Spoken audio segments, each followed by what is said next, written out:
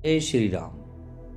पवन पुत्र हनुमान के 10 ऐसे पराक्रम जिनके रहस्य को जानकर आप चौंक जाएंगे। तो आइए जानते हैं। हनुमान जी को देवताओं का वरदान प्राप्त हुआ था, इसलिए बाल्यकाल से ही उनका पराक्रम अद्भुत और अतुलनीय रहा। पवन पुत्र के वरदान से उनका जन्म इंद्र सहित कुबेर तथा यमराज आदि देवों ने भी उन्हें वरदान दिया। वायुपुत्र हनुमान अतुल्य साहस और भक्ति के मिसाल माने जाते हैं। आइए जानते हैं उनके 10 प्रमुख पराक्रम। हनुमान सर्वशक्तिमान और सर्वज्ञ है। हनुमान के बगैर न तो राम है और न रामायण। राम रावण युद्ध में हनुमान जी ही एकमात्र अजय योद्धा थे, जिन्हें कोई भी किसी भी प्रकार से क्षति नहीं पहुंचा पाया था। यूं तो हनुमान जी के पराक्रम, सेवा, दया और दूसरों का दम तोड़ने की हजारों गाथाएं हैं, लेकिन हमने कुछ प्रचलित और चुनिंदा का वर्णन किया है। हनुमान का जन्म चैत्र मास की शुक्ल पूर्णिमा के दिन हुआ था। हनुमान के जन्म स्थान के बारे में कुछ भी निश्चित नहीं है। मध्य प्रदेश के आदिवासियों का कहना है कि हनुमान जी का जन्म रांची जिले के गुमला परमंडल के ग्राम अंजन में हुआ था। कर्नाटक वासियों की धारणा है कि हनुमान जी कर्नाटक में पैदा हुए थे। कर्नाटक के पंपा और हम्पी में किष्किंधा के ध्वंसावशेष अब भी देखे जा सकते हैं। हनुमान जी का जन्म कैसे हुआ, इस विषय में भी अलग अलग मत हैं। एक मान्यता है कि एक बार जब मारुति ने अंजनी को वन में देखा तो वे उस पर मोहित हो गए। उन्होंने अंजनी से संयोग किया और वे गर्भवती हो गई। एक अन्य मान्यता है कि वायु ने अंजनी के शरीर में कान के माध्यम से प्रवेश किया और वे गर्भवती हो गई। एक अन्य कथा के अनुसार महाराज दशरथ ने पुत्रेष्टि यज्ञ से प्राप्त जो हवि अपनी रानियों में बांटी थी, उसका एक भाग गरुड़ उठाकर ले गया और उसे उस स्थान पर गिरा दिया जहां अंजनी पुत्र प्राप्ति के लिए तपस्या कर रही थी। हवि खा लेने से अंजनी गर्भवती हो गई और कालांतर में उन्होंने हनुमान जी को जन्म दिया। एक अन्य कथा के अनुसार कपिराज केसरी अपनी पत्नी अंजना के साथ सुमेरु पर्वत पर रहते थे। अंजना के कोई संतान नहीं थी, इसलिए उन्होंने पुत्र कामना हेतु वर्षों तक तपस्या की। उनके कठोर तप से प्रसन्न होकर भगवान शिव ने उन्हें वरदान देकर कहा कि उनके 11 रुद्रों में से एक अंश उन्हें पुत्र के रूप में प्राप्त होगा। शिव जी ने उन्हें जाप करने के लिए एक मंत्र देकर कहा कि उन्हें पवन देवता के प्रसाद के एक सर्व गुण संपन्न पुत्र की प्राप्ति होगी। हनुमान जी द्वारा सूर्य को निगलने का रहस्य। माता अंजनी हनुमान जी को कुटिया में सुलाकर कहीं बाहर चली गई थी। थोड़ी देर में जब हनुमान जी की नींद खुली तो उन्हें तेज भूख लगने लगी। इतने में आकाश में उन्हें चमकते हुए भगवान सूर्य दिखाई दिए। हनुमान जी ने समझा कि यह कोई लाल मीठा फल है। बस उसे तोड़ने के लिए हनुमान जी उसकी ओर उड़ने लगे। पवन देव ने जब यह देखा तो उन्होंने भी हनुमान जी की सहायता के लिए हवाओं को तेज कर दिया। हनुमान जी ने सूर्य भगवान के निकट पहुंचकर उन्हें पकड़कर अपने मुंह में रख लिया। वह दिन सूर्य ग्रहण का था। राहु सूर्य को ग्रसने के लिए उनके पास पहुंच गया था। उसे देखकर हनुमान जी ने सोचा कि शायद यह भी कोई काला फल है, इसलिए वे उसकी ओर भी झपटे। जैसे तैसे जान बचाकर राहु वहां से भागा। भागकर राहु ने इंद्र के पास जाकर इस घटना की शिकायत की। उसने कहा कि आज जब मैं सूर्य को ग्रस्त करने के लिए गया तो मैंने देखा कि कोई दूसरा व्यक्ति उन्हें निगल कर खा गया। पता नहीं वह कौन था। राहु की बात सुनकर इंद्र भी घबरा गए और राहु को साथ लेकर सूर्य की ओर चल पड़े। हनुमान जी ने राहु को फिर से देखा तो वह गरम गरम सूर्य को छोड़कर राहु पर झपटे। राहु ने घबराकर इंद्र को पुकारा। घबराहट में इंद्र को भी कुछ समझ में नहीं आया। हनुमान जी ने जब ऐरावत पर विराजमान इंद्र को देखा तो उन्होंने समझा कि यह कोई सफेद फल है। अब हनुमान जी राहु को छोड़कर इंद्र की ओर लपके तो घबराहट में इंद्र ने हनुमान जी पर वज्र का प्रहार किया। इंद्र को वज्र हनुमान जी की ठुड्डी पर लगा, जिससे वे एक पर्वत पर जा गिरे और उनकी बाईं ठुड्डी टूट गई। हनुमान की यह दशा देखकर पवन देव को क्रोध आ गया।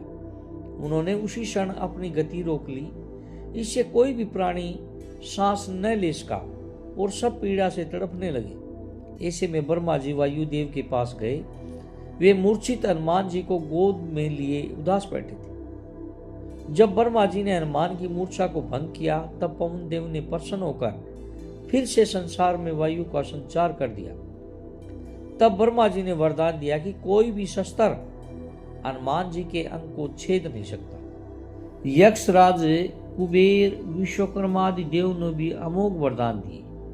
इंद्र ने कहा कि इसका शरीर वज्र से भी कठोर होगा और मेरे वज्र का भी इस पर कोई प्रभाव नहीं पड़ेगा। इसकी ठुड्डी अर्थात हनु वज्र से टूट गई थी, इसलिए आज से इसका नाम हनुमान होगा। समुद्र को लांघना। सबसे पहले बालीपुत्र अंगद को समुद्र लांघकर लंका जाने के लिए कहा गया, लेकिन अंगद ने कहा कि मैं चला तो जाऊंगा, लेकिन पुनः लौटने की मुझ में क्षमता नहीं है, मैं लौटने का वचन नहीं दे सकता। तब जामवंत के याद दिलाने पर हनुमान जी को अपनी शक्ति का भान हुआ तो वे 2 छलांग में समुद्र को पार करते। समुद्र पार करते समय रास्ते में उनका सामना सुरसा नाम की नाग माता से हुआ, जिसने राक्षसी का रूप धारण कर रखा था।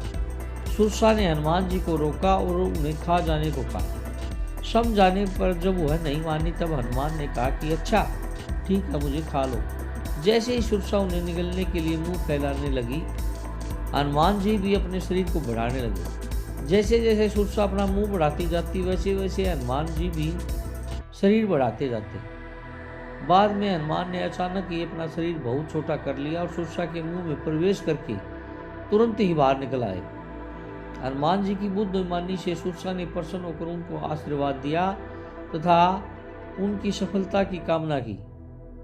राक्षसी माया का वध।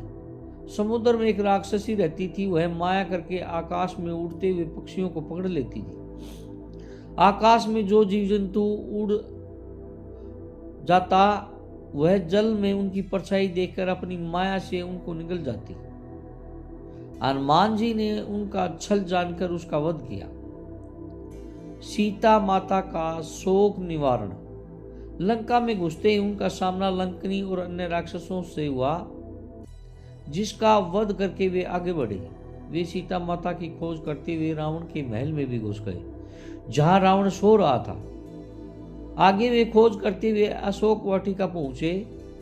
हनुमान जी ने अशोक वाटिका में माता सीता से मुलाकात की और उन्हें राम की अंगूठी देकर उनके शोक का निवारण किया।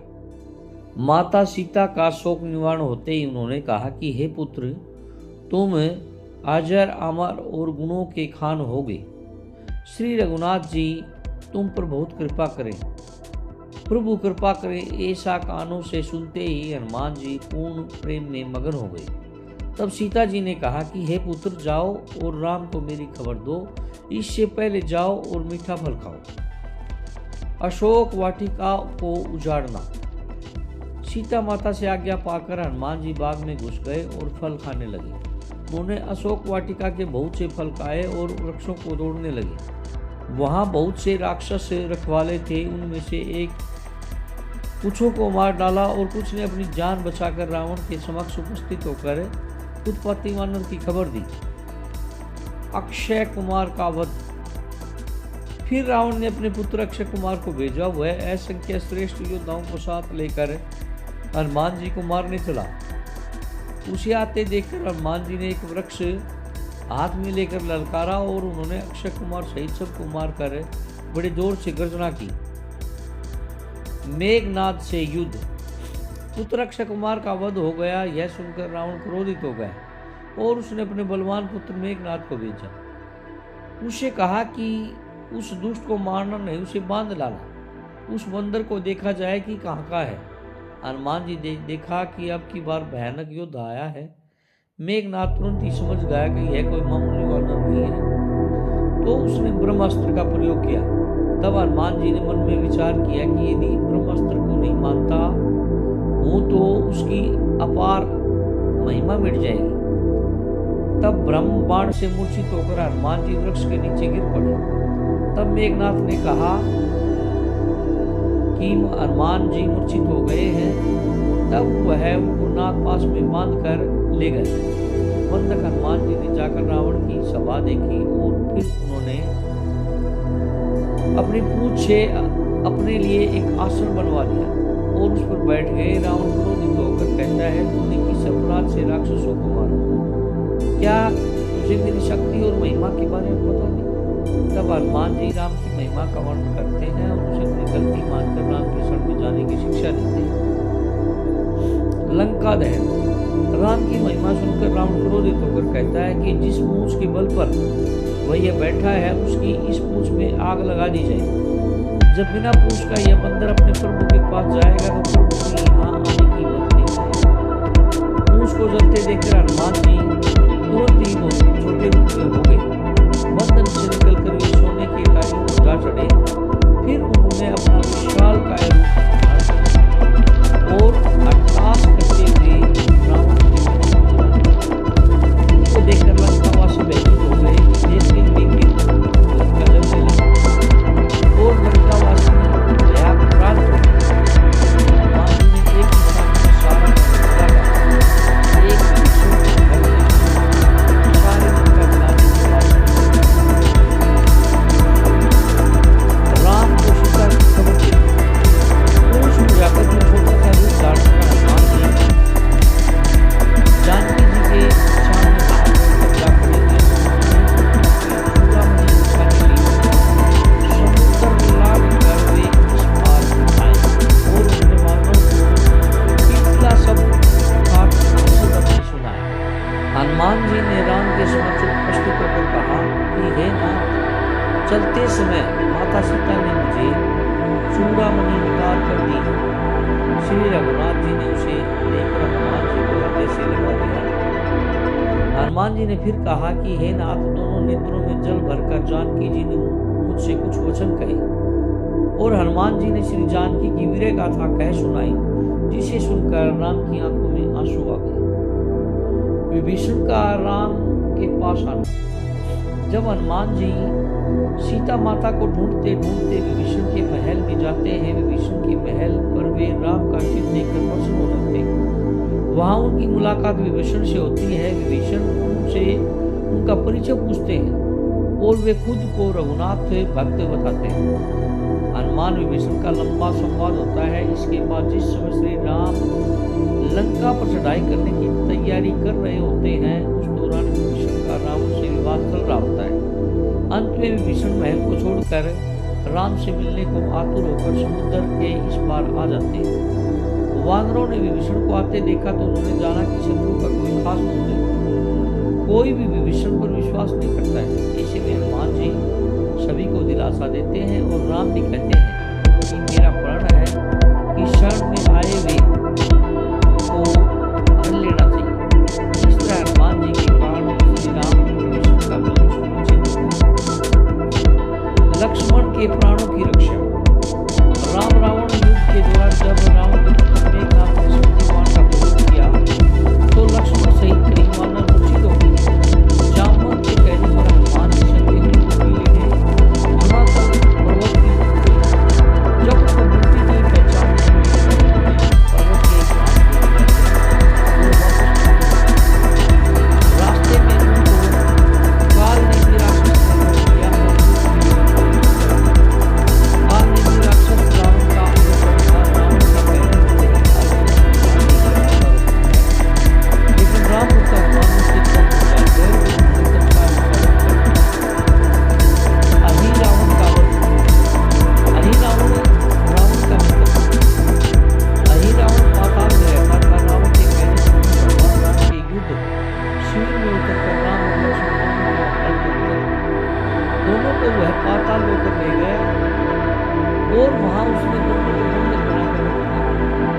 सूर्यपण से वानर सेना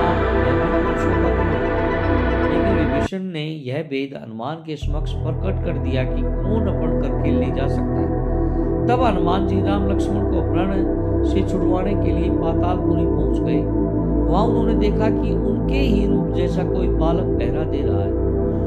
उसका नाम था मकरध्वज। मकरध्वज हनुमान जी का ही पुत्र था। मकरध्वज और हनुमान जी ने ही रावण का वध करके प्रभु श्री राम और लक्ष्मण को मुक्त कराया और मकरध्वज को पाताल लोक का राजा नियुक्त करते हुए उसे धर्म के मार्ग पर चलने की प्रेरणा दी। वे राम लक्ष्मण दोनों को अपने कंधे पर बिठाकर पुनः युद्ध शिविर में लौटाए। श्री राम। अगर आपको ये वीडियो अच्छी लगी हो तो प्लीज़ लाइक, सब्सक्राइब एवं कमेंट करके जरूर बताइएगा।